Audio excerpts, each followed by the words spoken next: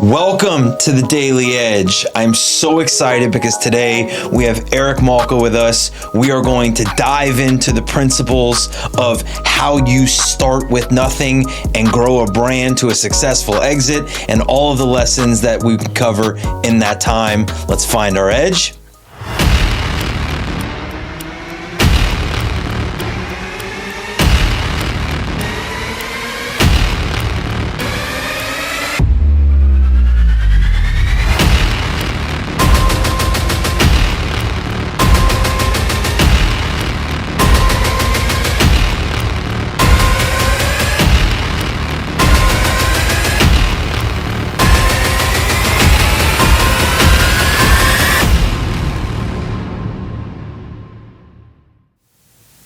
Let's find our edge. That always starts with our affirmation, and today's is: true confidence is built over time, not overnight.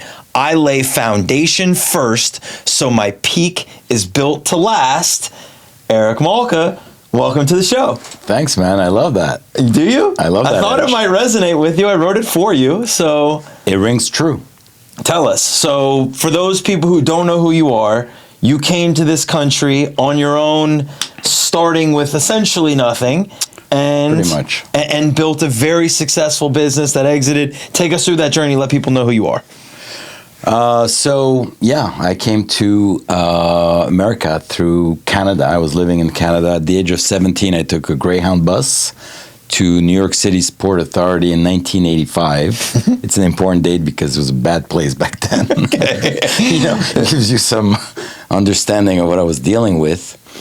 And had $100 in my pocket, no green card, obviously, and very little education.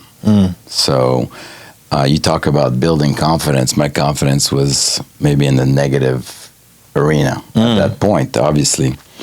Scared and excited, and 24 years later, I sold my company to Procter Gamble. So that's really the story I tell. Is it doesn't happen every day. So, and I think people would say in order to take a risk like you took at that age and in order to take that leap, you would need confidence in yourself. But you just said, like, the confidence was low. I don't believe that. Right. I believe desperation is what you need to make crazy moves like that. When you're confident, you don't do that. When you're desperate, you do things. So out of that moment of desperation, you got here. And then for people who don't know, you founded The Art of Shaving, Yes. right? You took something that people do every day and you built an exquisite brand around it. So exquisite that Procter & Gamble bought it. How did you do that? And what was the journey? Why was it shaving? What was that journey like? Well, shaving was just something that I came across. I was very agnostic. I went from being in the surfwear business to manufacturing business to music business to shaving business. So I wasn't really locked into a category. And my wife and I decided to open a small business when we moved to New York City. I was working for a distributorship of products from England, including shaving category, and we noticed that these creams and brushes were an interesting category in itself, and that they helped me not hate the experience of shaving. Okay. Then my wife made me an oil to enhance the experience furthermore, because I'm not just a sensitive guy, I also have sensitive skin. Sounds like a commercial for The Art of Shaving. Actually not a sensitive guy. Right. That's why I laugh about it. But and we were in our 20s, so don't build too much mystique around this. Market research we didn't do, or focus groups we didn't have the money to do. So we decided, listen, we have no money. I have a nice car. I could probably sell it and get $10,000, $15,000 for it. And maybe we can open a little store somewhere in the city. And, she could run it and I can keep my day job. That's pretty much how it happened. And I can get products from my work, from my employer.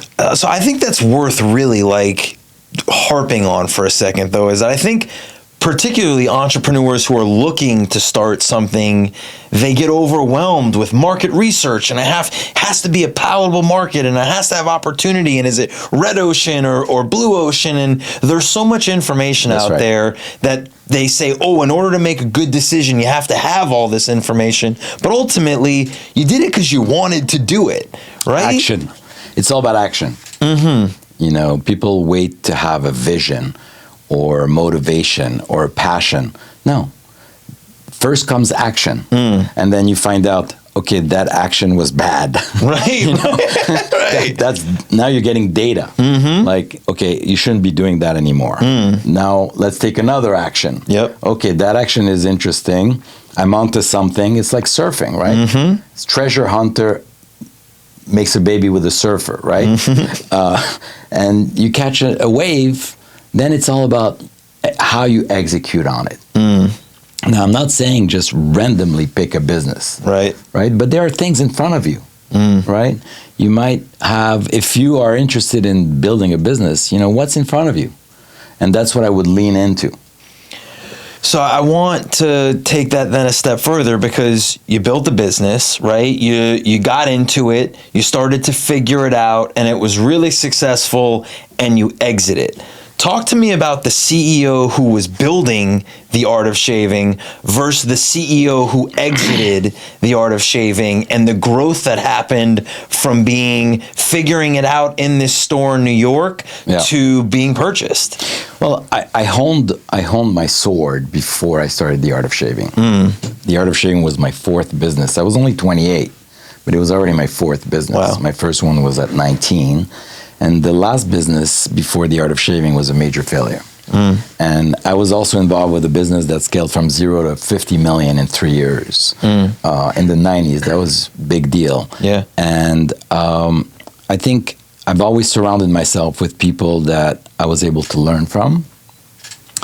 And I honed my skill before starting the art of shaving. Now, it has to be said that my wife is brilliant. She was only 22 when we started, so in my defense, I didn't know she was going to be, you know, a talented force in the industry. And together, we kind of, you know, had good instincts. We knew what good looked like. I had retail experience, I had business experience, and we kind of completed each other well. And, you know, to go from 0 to strategic acquisition in 12 years, you need everything to go pretty much really well. You know, there's no room for obstacles. There's some luck involved there. There's major luck involved there. Stars aligned. We were at the right place at the right time. We made the right moves. We executed very, very well. And we honed, you know, I always felt that my business limitation was parallel to my own limitations as a CEO. Okay. Yeah. So I had to push myself to learn, to expand, so that my business could expand. And, you know, basically, the business kind of blew up after 6 months. So we were very lucky. Okay. You know, why do you think that happened? Why did the business blow up after 6 months? We got lucky, but we attracted that luck. We didn't, you know, it didn't come to us on the couch. Right. We heard that there was going to be an event with a barber at Bergdorf Goodman. We invited the barber to do an event in our store. Everybody heard about this little event in this little store, including the New York Times, and they wrote a 2-page article on the Sunday Time in 1997. Wow. And back then, the New York Times was, you know, it. Right. You know, it's like the eyeballs. Viral, right. Major viral on TikTok. Right. And, you know, the whole world heard about this little tiny store on the Upper East Side. And we were getting, 20x, sales 20x after 6 months. Wow. So all of a sudden, we start having the resources to actually, you know, do things like open a store on Madison Avenue.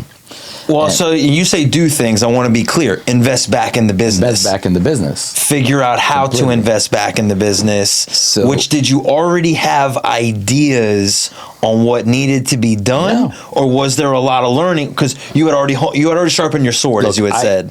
looking back, I think two things happened. First, we really focused on understanding what's the next thing we got to get done and do that thing extremely well. Wow. We weren't 2 years out. Right. We're like, okay, 6 months in, we're like, okay, we should open a store on Madison Avenue where there's, because we have zero traffic in front of our stores and we're doing well. Yeah. Well, we tried this with like with actual people, hordes of men walking in front. Yeah. It worked. Yeah. Right. And then we thought, listen, this 3-day barber event was magical. We need to do this full time. We need to do an event every day of the year. So in the Madison Avenue store, luck would have it, few stairs down, another room in the back of the store where barbershop would be perfect. So we did that. And we had the money to open that store. Right. That store blew up.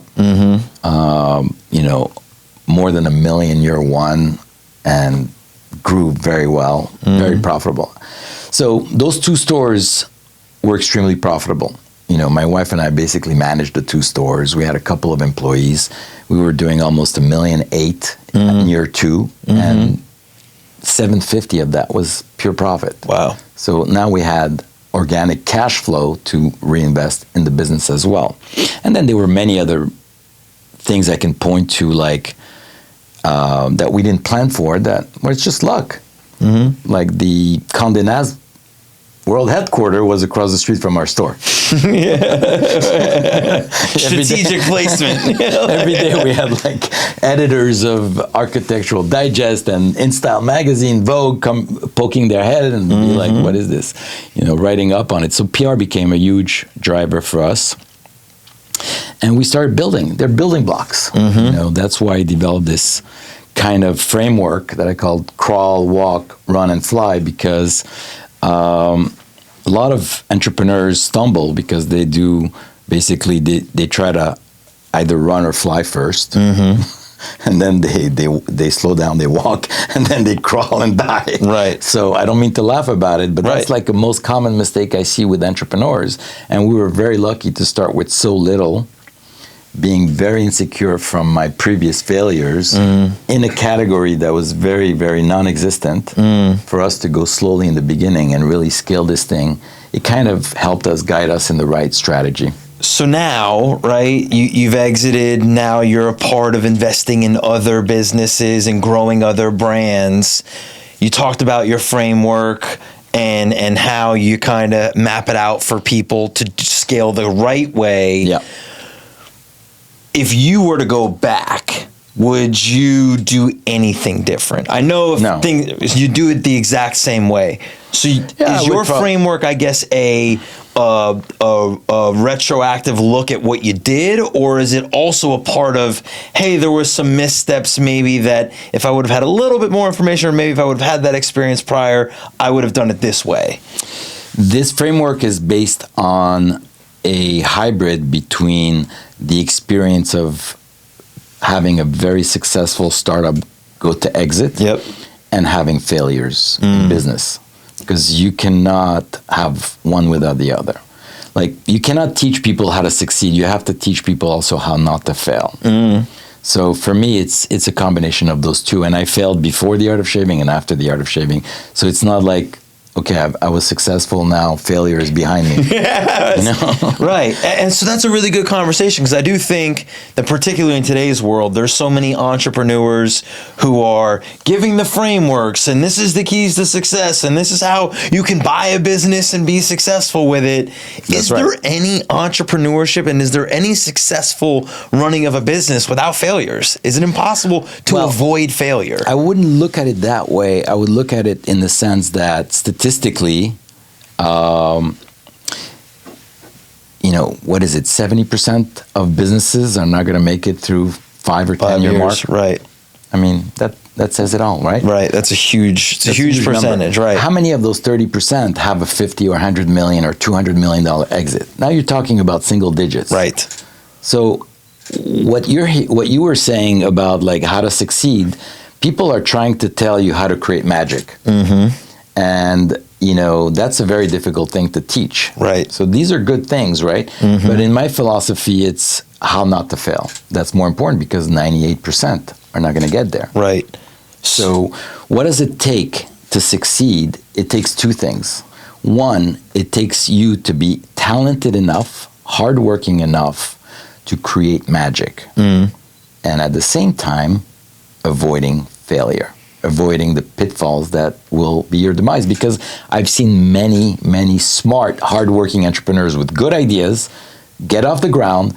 5 years later, they're no longer in business. Because there were some failures that they could Too have many mistakes along avoided. the way. Right. They could have avoided by learning or listening or paying attention to the data. Like, I love what you said. Like, you started the store, you take an action. Ooh, that didn't lead to something good. You paid attention to that. You didn't ignore that and go, oh, well, that was their fault, or that was because of the economy, or you didn't make an excuse around it. You just said, that wasn't good. We shouldn't do that again. And then informed another action. The weather had no responsibility in my failures. Right. I mean, I like to joke around. Yeah. Make light of situations. But I used to say this as a CEO for a long time. When I realized that we were onto something big, right? I used to say, my job is not to screw this up as a CEO. Right. That's my number one responsibility, is not to screw it up. Like, if I can do that well, then I'll eventually figure out how to get there. Maybe it'll take me longer or less time. Maybe I'm going to go bigger or not as big. But if I'm making sure, that's what I call prudence, by the way. Yep. And prudence is what allowed me not to screw up. And if I don't screw up, I have a much higher chance of succeeding, right? So that's my kind of logic. So you got there. You said prudence because you already talked about grit, which is sort of what we talked about in the beginning, which is that commitment to hard work, desperation. You're going to be tested, man. You're going to be tested, right? The universe is going to test you. Yeah. In anything you do. You were in the athletic field. It's not going to be, you're going to be tested. Nothing's People ever be like, easy. let's see how much this guy wants it. Right. And the guy that becomes the GOAT is the guy that wants it the most. Correct. Not the guy that's the best athlete. So grit, prudence, but then you talked about timing. Right? You talked about there was luck.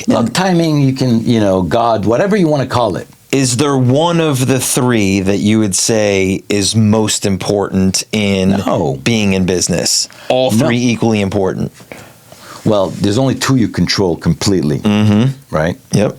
One is timing and luck is a God, and opportunity is it's not guaranteed. Let's say, but if you create it, but it's not guaranteed. If you have great grit, and great prudence, you have much more chance of getting the third one. And being able to take it because if you have grit and you're not prudent, you're going to be unlucky. Well, luck is when timing meets opportunity, right? Like the opportunity was presented to you in the market of shaving, but you had already been a part of businesses that scaled. You had already failed as an entrepreneur. You had already put in that grit and some of that prudence to be prepared for that opportunity. I had grit because I had no plan B. And I was, built like that. And I experienced not being prudent in my third business. That's what I learned. And also, I recommend this to a lot of entrepreneurs that have access to money, is to purposely bootstrap. It's the best thing you can do when you have a startup. Even if you have access to capital, boot the hell up. Well, so I actually want to kind of dive into that for a second, because you bootstrapped it, you built it, you grew it, then you saw what happens when big capital, whether it be private equity, whether it be a major corporation, buys it.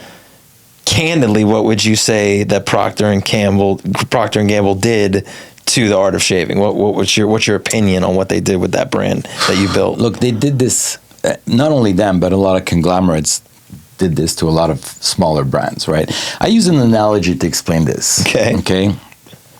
I can't raise this baby anymore. I need to give it up for adoption, and these lovely elephants, decide to take on the baby, and they squash it inadvertently. they didn't mean to. What a visual. They didn't mean to do that. Right. They wanted to really take care of this baby wholeheartedly, but without, not purposely, they squashed the baby. And I think that's what happens in these humongous companies that buy these little gems of a brand.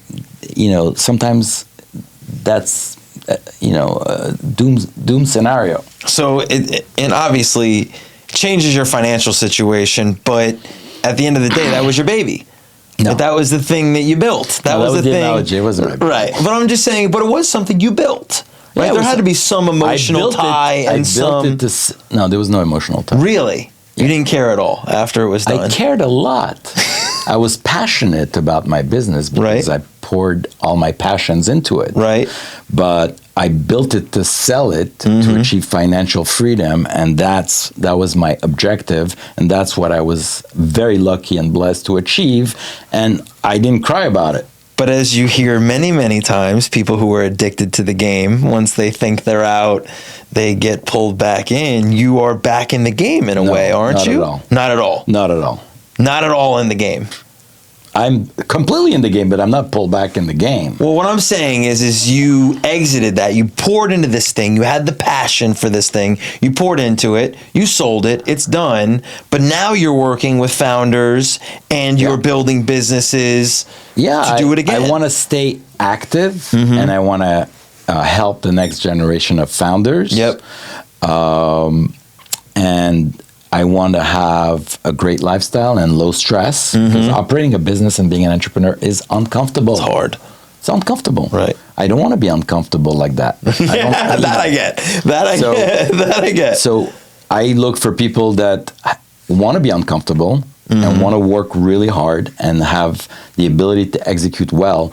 And I help them try to achieve those goals by providing resources, expertise, and connections that may help them achieve that and avoiding all the pitfalls. So I love so I want to ask you then, as you're looking at founders, right, and people, you're meeting people and people are interested in you and you helping them and they want to be a part of your investments.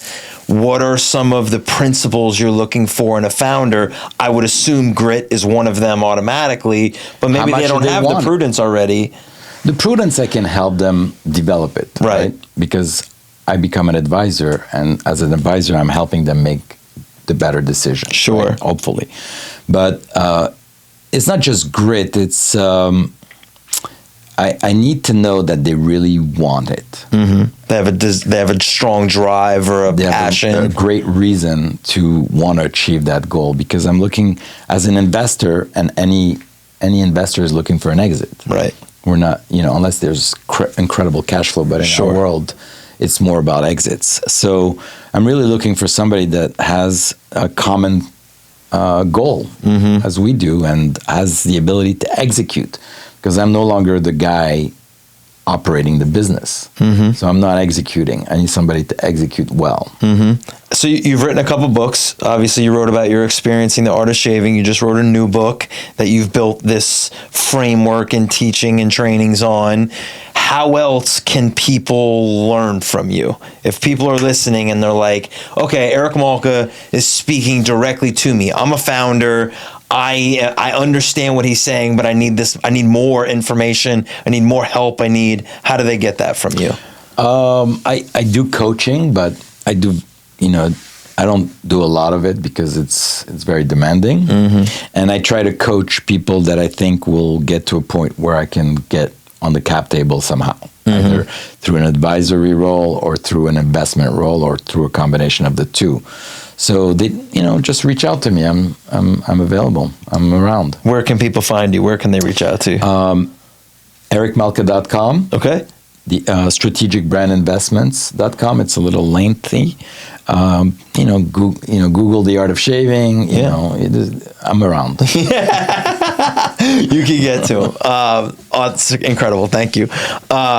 So as we're wrapping up the show, as we're getting to the close here, you dropped some unbelievable nuggets and edges. I think, the primary edge is grit, right? If you don't have grit, the likelihood that you're going to be successful in anything that you do is, difficult. Prudence is another edge, being educated enough to avoid some of the pitfalls. Doing those things well would create luck.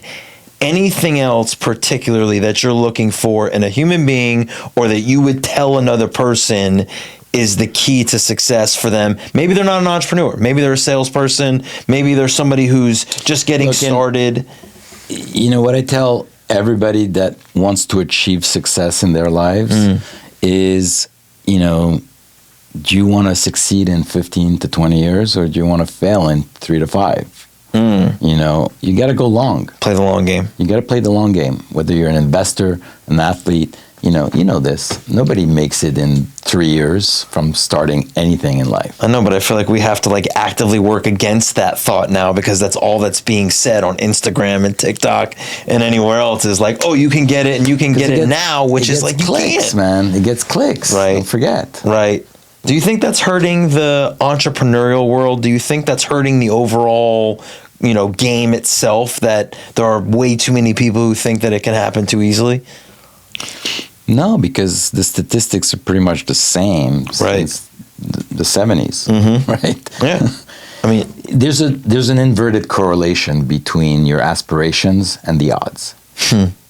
So if you want to win the lotteries, the odds are 0.0000 never happens, right? If you want to just have a little side hustle and a little business in the neighborhood, the odds become much greater, right? So there's an inverted. Therefore, you need to ask yourself, what do I want, and what am I willing to do to get that? That's really where it sits. Two simple questions. What do I want, and what am I willing to do / sacrifice, maybe? Because there's sacrifice along. It's a major sacrifice. It's not just about what I'm willing to do, it's what I'm willing to give up. Of course, when Miriam and I started The Art of Shaving, we were in our 20s. Our partying stopped on a dime. Not because, I'm not saying we missed out on it. Right. We're saying we had no desire. Right. All we wanted to do was achieve our goals. We came home like athletes. We nourished ourselves for the next day of business, right? Right. Sleep, eat, work, sleep, eat, And you loved it. And we didn't want to do anything else. Right. That's what we wanted to be doing. So I'm going to ask you this question then. As I know I'm kind of going over the end, but it's fine. Whatever. It's our show. We get to do whatever we want. Life, bro. If you run into a founder who you kind of sense I don't think they love it. I don't think they're really. Is that a big red flag for you? Yeah, of course. Yeah. Because there's the likelihood that they'll be successful is so low. Yeah, they have to really want it. I mean, they have to have something special. How do you recognize that in somebody else? How do you see it? It takes time. Get to know them. They either come highly referred, or I know them, or I get to know them. The guys I do business with, one of my brands called Barbarinos, you know about it. Yes. Which, by the way, Barbarinos is again, you're back in the shaving world. Yeah, it's basically the same. It's basically the same playbook. Super non-creative. Worked again. Let's go. No, but they're doing it differently. I love the way they're approaching it. Right, with Italians, it's like the Cipriani of barbershops. I love that. Yeah. But I met these guys for 2 years. They wanted me to get involved. They grew on me, and I got to know them, and I got to see that it wasn't BS. They were for real, and they had the right mindset. They were smart enough. They had, they built something interesting, and that's when it took me 2 years to get involved. Okay, last question. I promise. You talked about PR and how big of a role that played for you in growing the business because of the eyeballs that it gave you. And at that time, the New York Times was the place where the audience was. Now, you mentioned it. It's like going viral. Now there are people who go viral every day, and the eyeballs are on social media. Do you look at that as an integral part to growing a brand, is being able to create a big presence in social media? But you can't, brand building, whether you're in the digital age or the ice age, is the same building blocks. There's no shortcuts. Yeah. So you can get brand awareness through, going viral, But that's just going to cause you to have more sales. I'm in the brand building business. I want to build iconic brands that become household names. So you ideally, there's a whole science around that. That is, in today's world, people are building revenue streams. They get a good product, good marketing, good social media savviness, and they can sell a lot. They convert, and all that. They're not building a brand. That's not a sellable business. You got to build intellectual property at the end. So that's just one element. Yeah. We didn't just build it because of PR. PR was the marketing vehicle we used to promote the brand and create brand awareness. Now you would use social media instead. But the philosophy is still the same.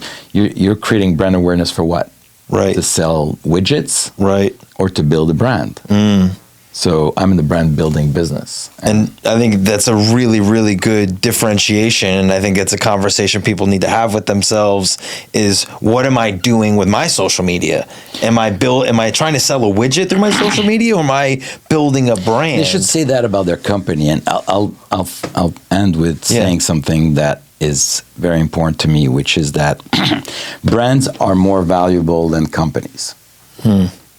Every brand is a company, but not every company is a brand. Excellent. Mic drop. Mic drop. Mic drop right there. That's my mic. I have nothing better. You have so much more. Thank you for joining the show. Thank you for coming on and sharing the edge. Remember to like, comment, and share, and let us know how you are building not just a company, but building a brand in the comments. We'll see you next time.